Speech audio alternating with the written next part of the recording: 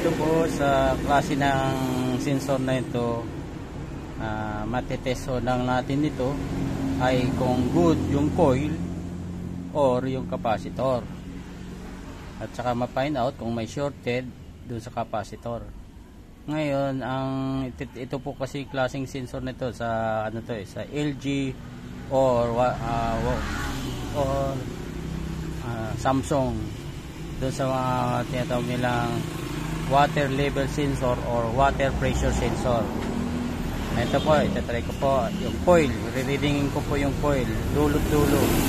Ayan po, kumalo yung coil.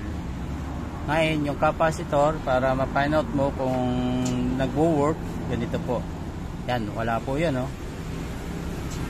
Ngayon, isi-setting sa mataas na resistance yung tester. Lalagay ko po sa 100K or 10K or 100K. Makikita nyo po yan. Ayan, wala palo. Babalik na rin ko po. Yan, nakita nyo pumalo. Babalik na rin ko. Yan, nakita kong pumalo po.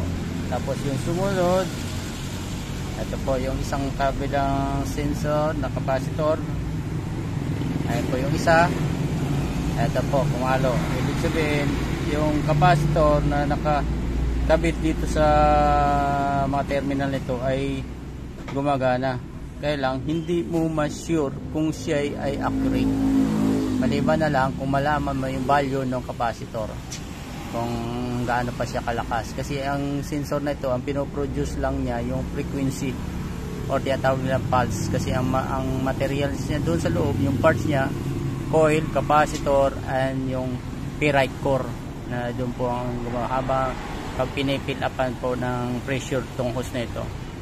Kaya doon lang po siya maititest sa actual na nakakabit sa unit. So pwede nyong kunan kung ilang voltage or either yung frequency nya.